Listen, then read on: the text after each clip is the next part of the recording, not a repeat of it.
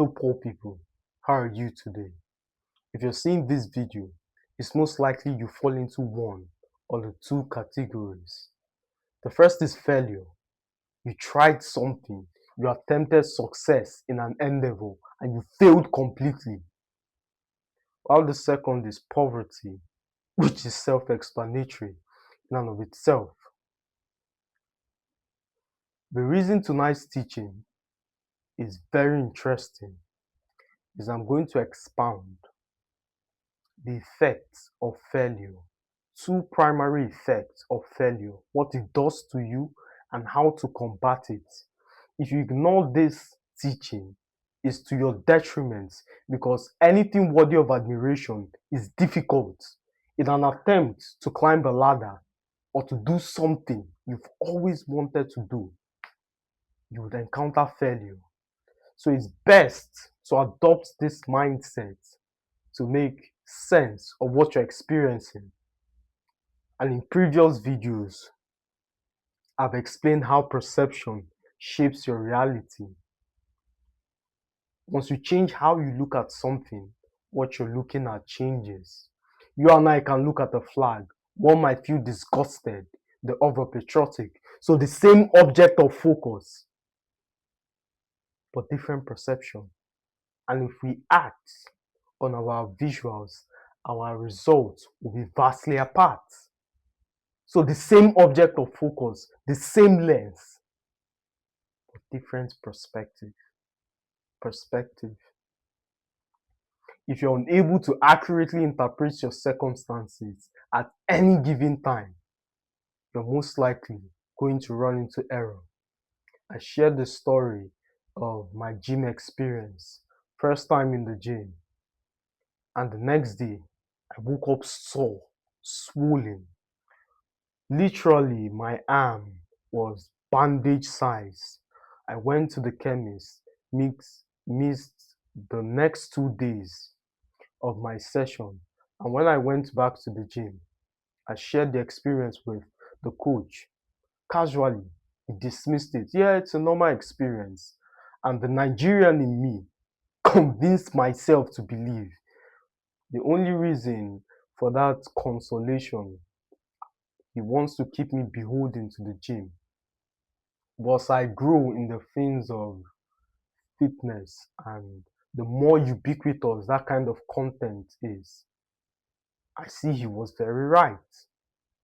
So the absence of knowledge, my inability to interpret that experience cost me some sessions, cost me days, cost me resources, cost me unnecessary pain and thoughts. Please understand, I'm a very spiritual person and I interpret things from the lens of scripture. So once I woke up with that sore, I thought some spiritual battle and something somewhere. And the devil is an opportunist.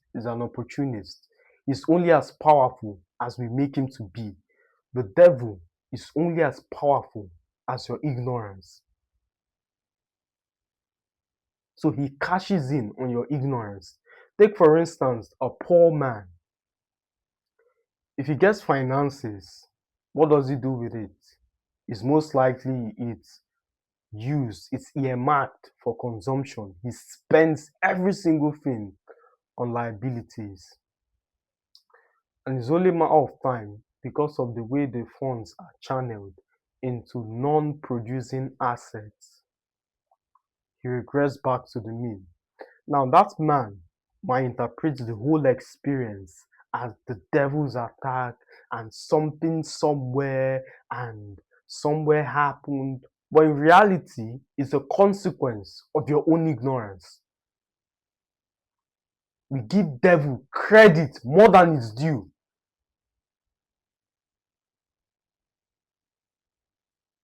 So the devil will always cash in. And what he does is to build a fortification around that consumption mindset. And I've explained to you how you think determines how you act. How you act produces results. The result determines the ultimate quality of your life. So the problem or the solution is not to get more money or to change your circumstance. That's wrestling with effects. If you change your mind, if you change how you think, everything else is change. We are diverging a bit, but in your attempt for success, you are going to encounter two effects of failure. The first one is failure as a personality. I recall at the infancy of my career when I tried something. There's this business I started at the beginning. Yeah, it was difficult at first, and we tried. You know what was more painful about that experience is the fact you've made all kinds of audacious statements. Check me out in the next 5 years, and you bragged about like Ilya Topuria and updated your bio to 18 and 0, only to get fucked up by Justin. So the experience was more painful as a consequence of the onlookers.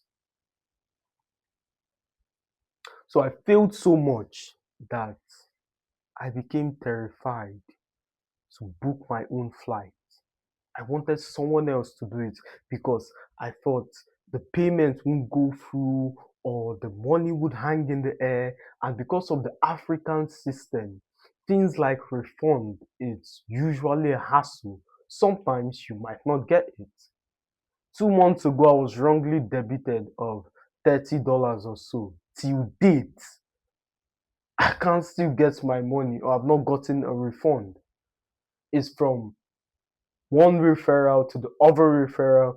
Text this company, the company requests you text the bank, and you're filling forms upon forms. At the end of the day, the time amount spent on that experience exceeds the cost of the debit. Terrified to book my own flight. You see, as ridiculous as this sounds, it is true. You can fail to a point where you don't think it's possible. And let me logically explain. I would not reduce it to abstract concepts like the peasants online and these gurus. The reason for that is that the mind operates based on repetition. So the more you repeat an act, the more it's concretized in your mind. And that is what is called a stronghold. Similar to our poor man with the consumption mindset. So that consumption mindset is his prison. You can give him all the money in the world. He can do extensive hours in prayer. He can meet the most anointed man of God and he pours liters, gallons of oil on his head. That mindset will compel behaviors to reproduce that result. What that kind of man needs is not more money, but a reorientation of the mind. So let's stay on course.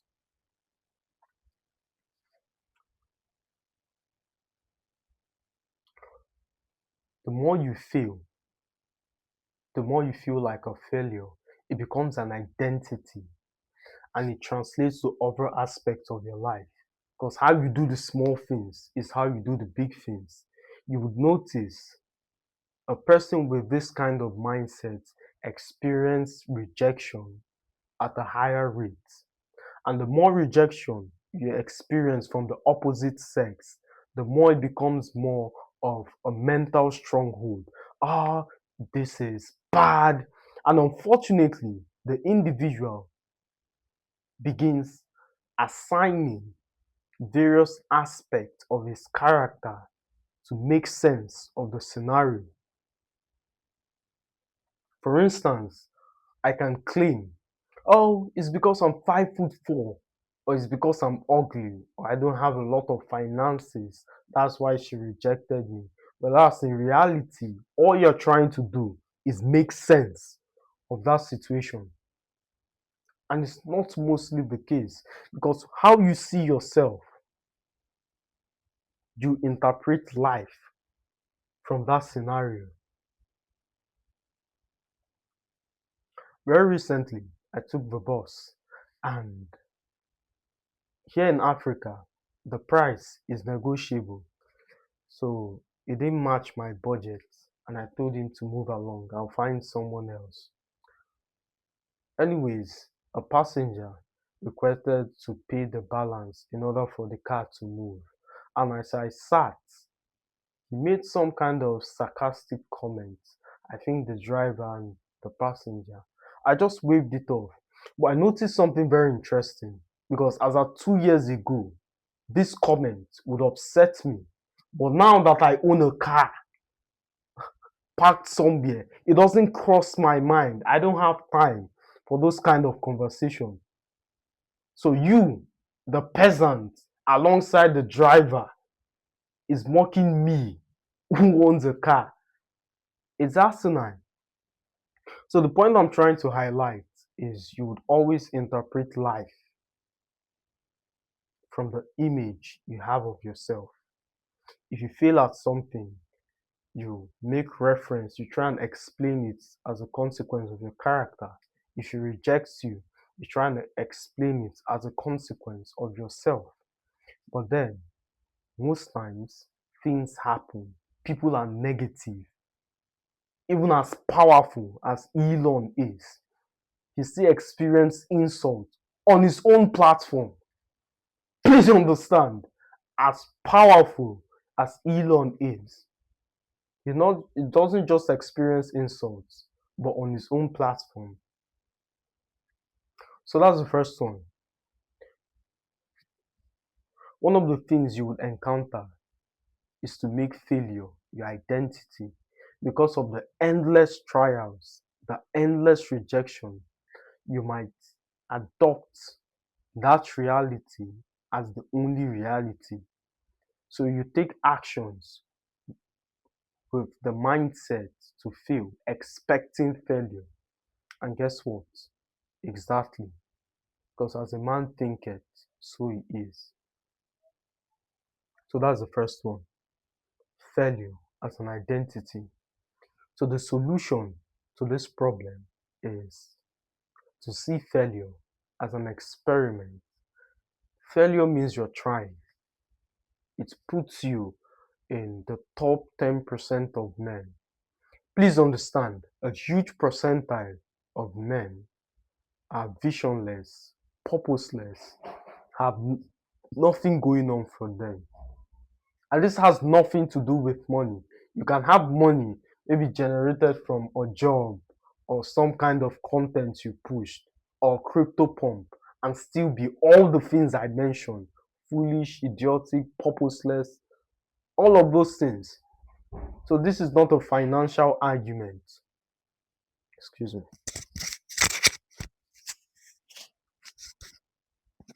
My apologies, I've explained in previous videos. I come from humble beginnings. So by this time, in the previous cameras and years, it's either my microphone would have turned off or the video is no longer recording. And after ranting, pointing fingers, making egregious points, I turn back and it's not recording. So it has kind of become like a bad habit to always check the mic. I'm even terrified because this video has elapsed the usual time frame. But nevertheless, disregard the mindset of failure as an identity. See it as a social experiment. You are trying to do something. Don't give a shit about what others would say, about other people's opinion. Let me make it clear. When I started, I sat on the floor to learn the market while people mocked me and called names and make all kinds of comments. He thinks he's better than us. But what's the difference now? They spend 2 years of their life partying, drinking, socializing, and all of those stupid hedonistic acts while I was investing. So if we contrast my life and theirs, the difference is evident. So that's the first one. Failure as an identity. Another problem you would encounter on your path to success.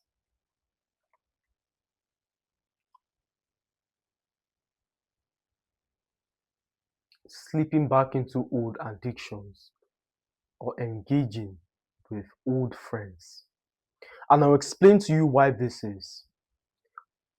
The moment you decided to be successful is most likely there are things you put behind: friends, contacts, addictions, every single thing that was weighing you down. So, literally, when life did not hold up to its own end of the bargain, you feel cheated. You feel like you gave up all of these things in exchange for success and you got scammed. So you're so transformed that those activity no longer brings you pleasure, but to rebel as a consequence of retribution to show life you're up to the task. You slip back into those old friends, old habits, and all of that. So you do not derive pleasure from those activities or those friends, but to pay life back, to escape the current failure, to escape the criticism. That's why you go back. But let me make something clear. As an older brother who has experienced all shades of life, stopping doesn't guarantee success. The only thing that guarantees is failure. Continuing doesn't guarantee success. Stopping does guarantee failure. So you have to analyze as a professional which is more profitable. And it's easy to make this kind of statement. When you are failing, you should get up, you should do the work, you should not care about your feelings and point fingers and motivate and point fingers and say, irregardless of how you feel, do the work, do not care about opinions, do not care about the result, and keep going. But faced with the same reality, most people crumble.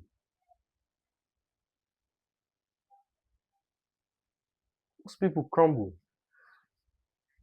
And I believe your result in any sphere is what gives you authority to address matters. As someone who has experienced this level of life, I'm communicating from my pain to ensure you do not make the mistake as I, as well as waste time. Because in any journey, time is an advantage. You redeem time by walking circumspectly as the wise. How do wise people operate? The Bible says the wise would hear counsel and increase in understanding, but the foolish would err in the opposite direction. So if you are running a marathon and your predecessor fell into a ditch and used up 2 to 3 years of his life before he made it out, making that same mistake in the consciousness of his experience is foolish. You are the one who's twice as unwise because he has made the mistake and drawn out victory lessons for you. That 2, 3 years detour is enough for you to find another mistake and help posterity. Because most people, especially entrepreneurs, unconsciously take the hardest path possible to formulate a story or to review their dogged mentality. It's good to do hard work, but combine it with smart work.